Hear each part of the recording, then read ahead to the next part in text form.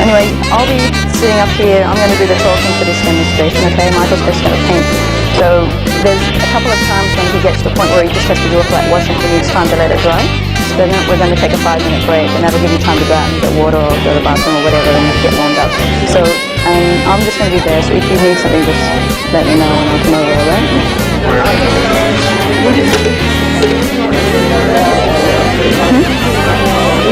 Actually, I'm sitting on that myself for just a second. She's actually not going to need to. I'll get done. There's a spare chair over there. I might be able to bring that over, perhaps. That might be better. Just a second, Mike. Yeah, okay, just 1 minute.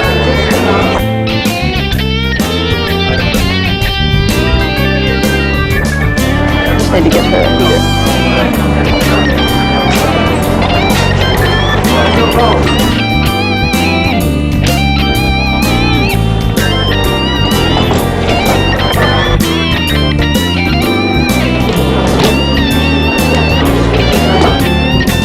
How's that gonna be?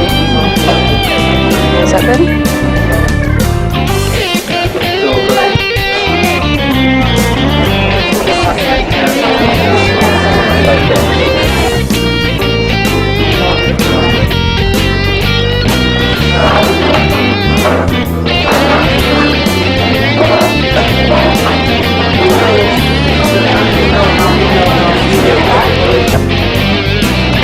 Demonstration for roughly 2 hours, maybe it might go a little bit longer.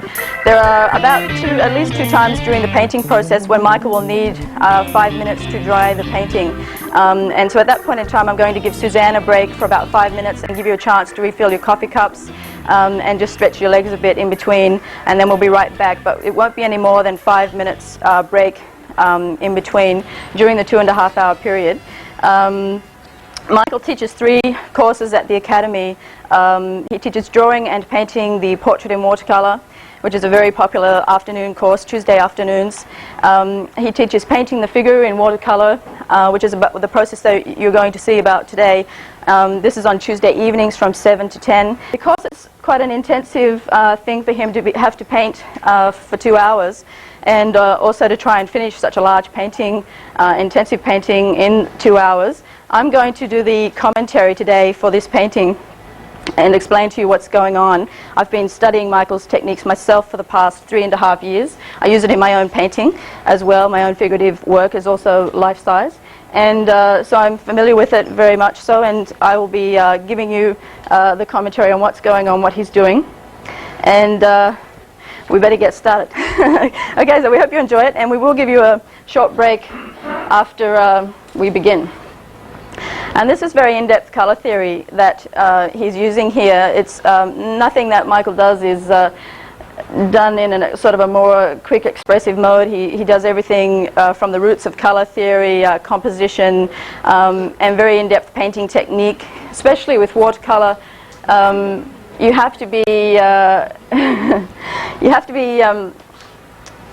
quite careful with what you do. You can't make too many mistakes, but it is a lot more flexible medium than most people suppose. What he's going in here with is he has already started, as you can see, the painting. He's blocked in his underpainting, the beginning of the underpainting, in cobalt blue. And this is the color he starts most of his paintings with, but it depends on the flesh tone of the model. If he was using, for example, a black model, he may start with a different blue, but quite often he does start with, or nearly always, a blue underpainting. And one of the reasons this happens in watercolor, why it works so well for him, and you can see how in this painting here he's used the same blue underpainting, and you can't really see any of it. It's gone. All you can see is the flesh tone. But what this does is gives depth and architecture to the color in the painting. It gives it a much greater resolution. In the end, it stops it from looking wishy-washy. And most watercolor books that you see today, you'll notice that they've gone in, first of all, I know when I read them, they go in with new gamboge and a red of some kind, like a alizarin crimson or permanent rose, and then they immediately put down their flesh tone first all over the body or the face, and then they'll come in later on with their blues, violets and greens. And the problem is with most of it, that you see is that it's got a lovely loose quality to it, but the problem is that you can see the blues and the greens and the purples all sitting there on top, and the flesh tones almost become secondary, and you're overtaken with all the shadows instead of overtaken by the actual figure as a whole. They don't have a great unity, unfortunately, to them. And Michael was classically trained in oils, and he has taken what he has learned at the school he went to. He was classically trained. They taught the methods of the masters in terms of they would put down an underpainting under the oil, and then that establishes the values of the painting. Then you go in and you'll start establishing your flesh tones layer by layer by glazes. And he uses a similar approach to his technique in watercolor. He goes in glaze by glaze, and each particular part of the figure that he's doing, each color that he starts to use, he may have done 4 or 5 or up to 30 glazes of that color before he moves on to the next color. So he started with the cobalt blue and began to block in what he calls the big lights, the big darks of the painting. So he's looking for the values, and that's basically what an underpainting is. It's the old French term is grisaille, which is an oil painting term, the underpainting, which means sort of grey coat. And in other words, they start by blocking in all the values in just a very neutral shade. And then this establishes the basis for your painting. It sets down all your values. Your figure is starting to be modeled, and as you start to model the form, you can start then adding your flesh tones. So he's already started this painting. To get it underway, he's done an extensive drawing. He's transferred the drawing to the watercolor paper. Then he has gone in with cobalt blue and established through about 3 different layers. He's established from darks, from the sort of the lightest darks, and then worked down to the darkest darks to model it. So he started off with a very wet in wet wash. He just wet the whole paper. He pretty much just very quickly put the blue on where basically he could see the big darks in the painting. And then he let that be very fuzzy. It spreads out to the outside of the figure, and that allows the figure to be grounded into the background. And it's very important because you don't want that pasted on look. You want the figure to be melded into the background. Even so, as you can see in this painting and in this one, Michael's backgrounds are quite abstract. He's using color to tell the whole story of the symbolic content of the painting, and then the symmetry of where the color is placed. So even so, the figure is highly realistic. The actual background is quite abstract. So did he transfer the drawing to the paper?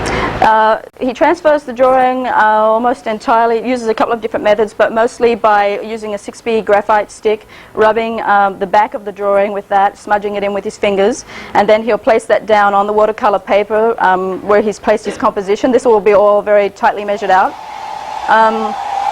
Then he will place tape with that and then go over it with a 2H pencil to transfer it onto the watercolor paper. When he transfers it, it has a very dead quality to the drawing, and so to bring the drawing back up, he then goes back in with a 2H pencil and corrects the drawing still again. He's already corrected the drawings many times by this time, but then he does a final correction to the drawing, and then at that point he's ready to go. Then he... Sorry? Okay, now the colors that he's using now, he's gone into the second stage of the painting right now. He started off with the cobalt blue. He established the values and modeled the form so that he's got a clear picture. And this cobalt blue will carry the painting right through. It gives the painting a great deal of structure all the way through. And then when you see it in the end, you can't see the blue there, but the body is beautifully modeled. And you can't see all this choppiness that you see in a lot of the modern watercolor works that are around. You often see the blues and the violets sitting up there, and they can become quite muddy as well and quite granulated. And using the cobalt blue, it's a very transparent color. It later on is very good for lifting out, and so he can lift it out later on and use that to his advantage. So now what he's gone into is an in-depth part of color theory. He's setting up his grey underpainting. So he started with the blue. He's now adding a complement of the blue.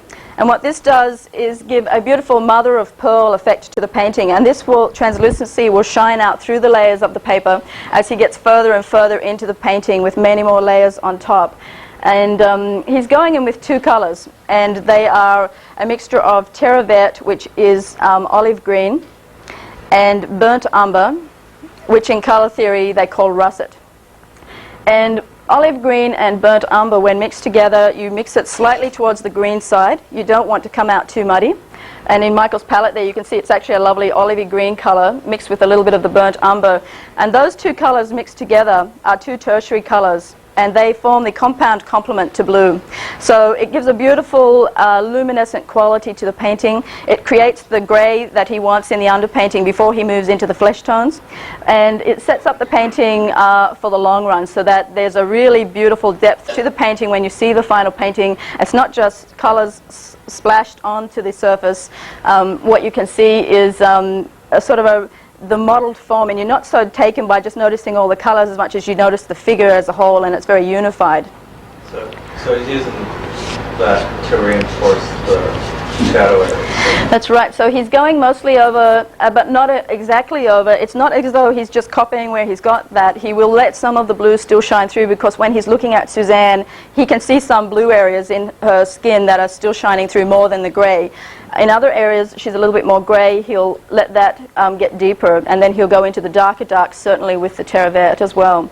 And so he will leave some of the areas still some blue, so that it's still coming through. In some areas, you do want some of the colour still to come through, because the blue is really used as a colour to imitate the deeper levels of the tissue inside the body, which you can sort of, when you see your hand, you can see the bluish type veins running through. In certain areas of your body, you can see more of a bluish cast. And also the model is influenced by what she's lying on or what is around her, so certain colours are reflecting off her as well. And so he's looking at what he can see in her actual figure right now, and painting that in as a grey painting that will go underneath the flesh tones. But what was the first wash he did? The first wash was cobalt blue. No, the first one today. He's doing the second coating of this now, so it's the same. Yeah.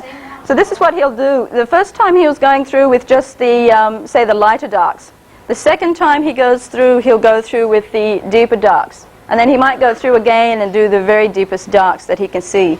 And it just creates, you have to do it bit by bit. He's working, you know, as one of the major rules of painting or drawing, you work from the general through to the specifics. So he's starting off with the biggest darks, and then he's working them down to, say, the holes in the nostrils, the darkness of her hair, and maybe the spaces between her fingers. Anywhere where it's a little bit darker still, he'll be applying the deepest washes of this color.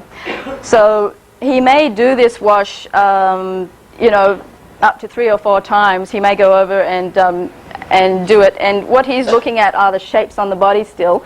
Even so, he has put down the structure of the body. He may still see alterations in that. He's still looking for the general shapes of the darks that he's painting, but he's staying out of the light areas, the totally light areas. If he sees any, he's not going into those at all with this particular glaze that he's doing. The terre verte is a color that tends to reticulate a little bit when it's mixed with the burnt umber. Both of those are a little bit sedimentary, so when you're mixing that color up into the dirty green, it kind of looks like on the palette. When it's applied over the blue as a complement, it's the complement of blue, they start to tingle together and make a beautiful luminescent quality, and you'll see that start to come out in the painting.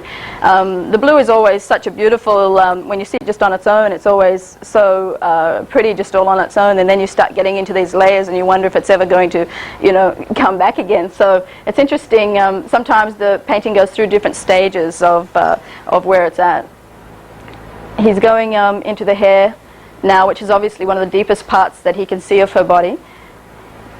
And he's going to that quite deeply to set that apart. It also will make the rest of the face, the other lights, stand out.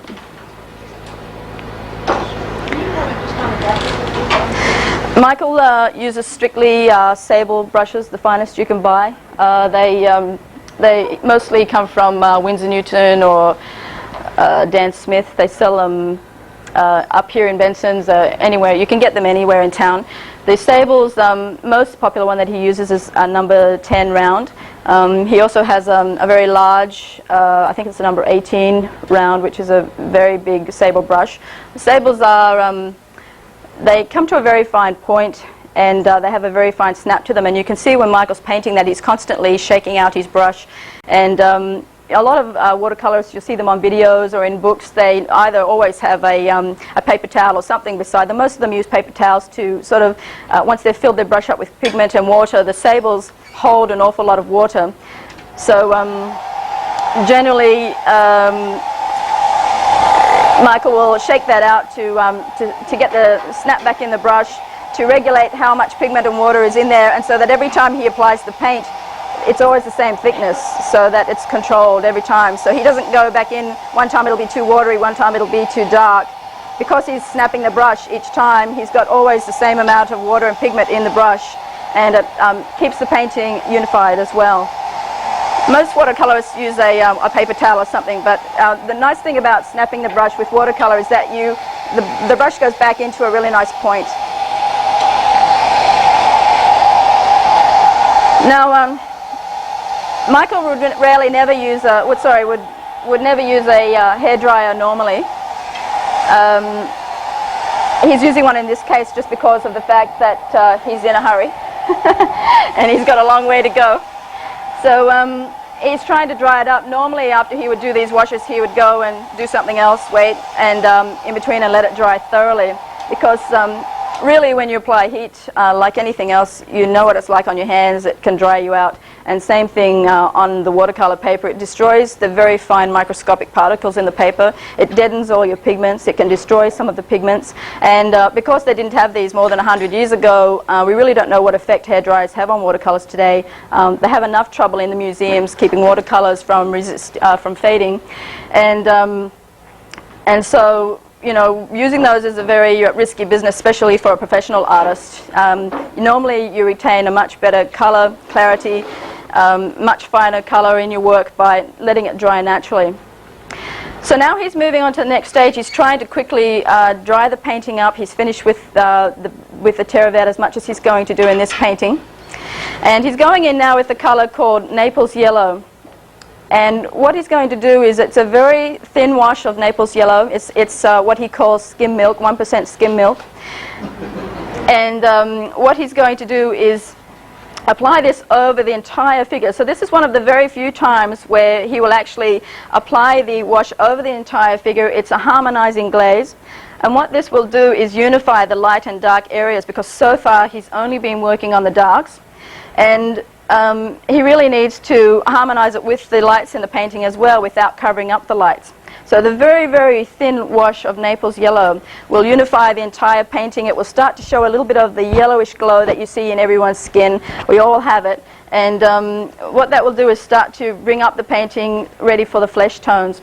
Now normally he would put this wash on and let it dry overnight. It's something that you have to let thoroughly dry. He always paints this particular part of the painting flat. And it's just a flat glaze straight over all the body, but not over the background. And with regard to the background, Michael, of course, has placed in some of the background because he wouldn't have time to paint it in today. It's important that the ground is in as well at a certain stage of the painting. You can't paint for too long without making sure that the background is all there as well, because otherwise you have nothing to judge your flesh tones by, and there's no use putting in a nice red background and then realizing you've painted your figure so red it all sort of melds in. So you need something to judge the other colors, your flesh tones by, and that's why he's already placed most of the background in. He may still go deeper with a couple of colors, but basically he has laid it all in there for you. What paper is he using, please? This paper is being supplied by, was it Grumbacher or was it? Arches. Arches. Okay, Benson's supplied him with this one. Yeah. It's an Arches, Arches 300 pound. Yeah. Michael always generally paints on a medium cold press paper. His own work is generally around about, he often uses a double elephant sheet, which is 40 by 60. His current painting is a 40 by 60 sheet. So I think Arches are the ones that make that. And he always uses at least a 300 pound or as heavy as he can get, because he doesn't stretch the paper first. Being such big sheets of paper that, you know, he doesn't have a big enough bathtub. So he ends up dry stretching it with the usual watercolor tape, and stretches it dry, and then when he does that first wash of cobalt blue over the top, and it's very fuzzy, he wets the whole paper down with that and just lets the blue run, but he's mostly got it in the darker areas. And when that's lost my train of thought now. What was I going to say? Anyway, what was I saying? I can't remember. But anyway, Oh, okay, stretching. Right. So he'll stretch it out, and then that first wash is what he uses also to dissolve the sizing in the paper. Otherwise, quite often with Arches and several other brands, there's little splotches of extra rabbit sizing glue all over your paper, and you don't find out if you haven't soaked it and gotten rid of that, or if he hasn't done the painting in the wet on wet method first. He may not realize that those spots are there until very late in the painting, and then they'll show up somewhere all along a leg or something and look fairly unsightly. So, are you now, from now on, are you really wetting that paper down? Not anymore. No. Except for one more time. I meant when you first start, right? To get the size. Yeah, I wet it down, yeah. Like a lot. Because last week when you did Not too much, not too much. Well, he. Brush on, water on top. Yeah. So it's, you're not letting it puddle, you're just Exactly. The brush on. Before you added any colors, No, he doesn't. He actually uses the first wash of cobalt blue, which is very loose and fuzzy, as a wet in wet wash, and it's the only time he really paints wet in wet, apart from these big glazes of Naples yellow, which is actually still wet on dry. He's still painting on the dry paper. But with the cobalt blue, he generally will almost throw a bucket of water on the painting and then move it around with a brush, and then he'll put in the cobalt blue very loosely, and it just spreads out and goes fuzzy, and it spreads out over the edges of the figure, and it relates the figure, it pushes the figure back into the ground instead of being a more cut-on look. All right. Yep. Got it. Okay, so he's dried it to enough so that he's happy with it to continue. And now the next part of the painting that Michael's done, the actual underpainting is now complete. So this process normally takes a long, long time. All right, got it? It's a big, heavy board. It's just... Oops, sorry. So the paper's taken down first and then the wet brush over the entire paper. Not over the entire paper, just over the figure where the darkest darks are in the cobalt blue. Okay, now it's just a loose process. They do it in class most of the time. When the students do it in class, they have to do it at the end of class because the paintings have to sit on the floor overnight, and you can't do anything once you've done it. The class is over, so you have to do it towards the end of the class or organize it into such a time when it won't stop you, because once you've done it, you really can't do anything else. It takes a long time to dry. So. No, the original cobalt blue, the first cobalt blue wash, which was wet in wet. The Naples yellow is also one that he would normally allow to dry overnight. He would never dry it with a hairdryer. And now he's decided he's almost finished the underpainting here. And I'm just seeing from what he's mixing up, he's decided that there needs to be a little bit finer, a little bit deeper articulation of the form in the grey still. He wants to take it a little bit further. So you're mixing burnt sienna and cobalt. So he's mixing a mixture of burnt sienna and cobalt blue here, and it's going to form they're two complements, and this is going to form a neutral grey. And what he's going to do is go into the still deeper areas of the body, and he's going to articulate this. Now this particular process, quite often he won't let students do this if it's their first time around, because it's very, very tricky, and you have to be very, very careful at this stage. This is a point where you can lose the entire painting. These two colors can be quite heavy if they're applied too thickly, and you can quite easily lose the painting if you get out of control. He just wants it in probably certain areas of the figure. It's going to give the figure a beautiful grey tone, and that's what he wants to be able to see, the full modeling of the body. It's still not modeled to completion, but it's taken him a long way to seeing all the lights and darks in the painting. He can see already that the figure is beautifully modeled, that there's a roundness to the form now, and she's already taking on a lot of shape, so the lights and darks are becoming better articulated. And generally he's going to go over bits and pieces, and the thing you'll also notice throughout the whole painting is that even so he's painting very, very quickly, he's taking very, very special care about the edging in the painting. And you can see he just laid down a fairly hard line there, and Michael will go over that or other edges. He's looking to see on the figure now as he's painting the light. He's looking for the edges that he's painting, so he's seeing, is that a form shadow, is it a cast shadow? If there's a hard line, he'll leave it hard, but if it's a soft shadow, he'll lay it down in one big shape, and then he'll rinse out the brush in water, and then he'll go back over the edges with a cross-hatching feathering stroke. It's called feathering, and he'll lighten that up to get the very soft glazed out edges that he wants. So in other words, he doesn't want hard edges everywhere, but there are certain parts of the body where she's got a cast shadow on her, like under her arm there's a cast shadow, and falling from certain other parts of her body. But when her body is turning away from the light, these are just her form shadows. So he's looking very carefully the whole time. He's squinting and looking at the big lights and big darks through the squint so that he can really see what's going on in the painting.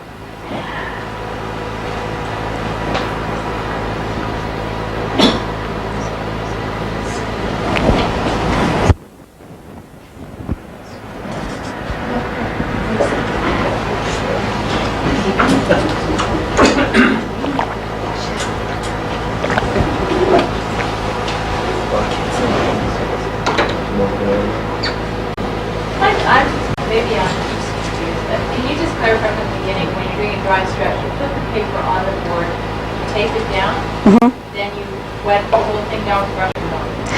No, he to actually stretch the paper, he dry stretches it. So then, when he wets the paper, then he's into the painting by that time. So dry stretching is okay with, say, 300-pound paper or anything heavier than that. But once you get lighter than that, like a 140-pound, you have to stretch because they just won't take. They'll start to buckle very badly, and you just won't be able to see what you're painting apart from all the buckles. So with 300-pound paper, it doesn't tend to buckle as much, and you can get away with not stretching it. It will tend to buckle a little bit as you lay on the big heavy wet washes, but it immediately stretches itself out afterwards, and once it's dried up, it's flat as a board again, so it actually comes and goes. And what he does is he'll put the paper down and just apply the tape. The tape is wet, right? He's wet the back of the tape with where the glue is, and put that down. Then he'll lay very heavy books or foam books on top of all around where the tape is, and he'll leave that overnight. And then that will stop the tape from lifting up as the paper sort of contracts through the wetness of the glue and the water. The paper will actually stay there, and the heavy weight of the books on top actually keep the paper down and the tape flat, and then there are no air bubbles anywhere around the tape. And that prepares it enough for painting so that he doesn't have to wet it first. So that when he lays down the first wash, which is a lot of water mixed then with the cobalt blue, the paper starts to buckle a little bit. It dissolves it serves the purpose of dissolving the glue on top, the rabbit sizing, but it doesn't actually pull the paper off the surface. And you can see as he's working, the paper is very, very flat, even so he's just wet it several times over. The paper has gone back very, very flat again. So it works just fine as long as you use 300-pound paper. But if you use anything lighter, you might have a little bit more trouble with that. You want the board to have a fairly heavy coat of varnish on it, the one underneath? No, not necessarily. He's just using straight masonite right now. And yeah. So that absorbs a certain amount of the moisture? Yeah, it might. And it seems to dry very quickly, though. Masonite seems to have some type of coating on the top anyway. It doesn't seem to be super absorbent. But Michael has... the masonite will warp too, because this paper is very, very strong paper, and if you just put that on a regular gator board or even this type of masonite board without a framework behind it, your board will start to actually bend because of the paper is stretching it. But Michael has put some 1x2s behind this particular big board. This is a large surface he's working on. He has some 1x2s nailed into the back of this all around and through the middle, so that the board is very, very stable. And that's why he's not having any problems with the paper buckling or anything, or the board buckling, because he's taken care of that at the beginning. Cornell, is what you just put on the hair still burnt sienna and cobalt blue? Yeah, he still has the burnt sienna. And then he lifted some out to put a highlight? Yeah, so that's right. As he's going along, he's still watching the edges, and the further he gets into the painting now, the more layers of paint that are on, he's going to start using that lifting technique, and you'll see him switch over to usually an acrylic brush or a bristle brush, and the brush he uses is an aquarelle nylon brush, and these are very, very sort of hard, stiff brushes, and they're very, very good for use in watercolor because they can lift out all these nice lights, like he just lifted out some lights in the hair, as you noticed, and he'll be doing that throughout the whole painting as he goes along. Quite often after this particular whole wash, and after he's finished with this particular mixture of color, he'll quite often go in and then re-articulate the entire body, lifting out any lights he may have covered accidentally or even knowingly. It gives him a chance to go back in. He'll start lifting out lights around the eyes, around the face, in the hair, and anywhere in the body where he may have covered it up. He can go back in now and start to lift it out by adding a little bit of water to the brush, shaking it out, or even squeezing it out with his fingers to make sure the brush is only just damp. And that will start to lift gently the layers of paint off the paper back to the cobalt blue and actually right back to the beginning of the paper. And so that's where watercolor actually is a lot more flexible than most people think it is, because he's painting in a very controlled manner here. He's not just wishy-washy paint everywhere. He's painting very controlled, wet on dry. And so that allows him a lot of control, but he's also, if he does get out of control, he can still go back in later on and fix the edges or fix the lights by bringing them out with that brush. And really, it doesn't work for the first couple of layers, but once you start to get into 4 or 5 layers of paint on the paper, and especially once you get into the reds, he can start to really use that as a tool if he needs to make little corrections here and there.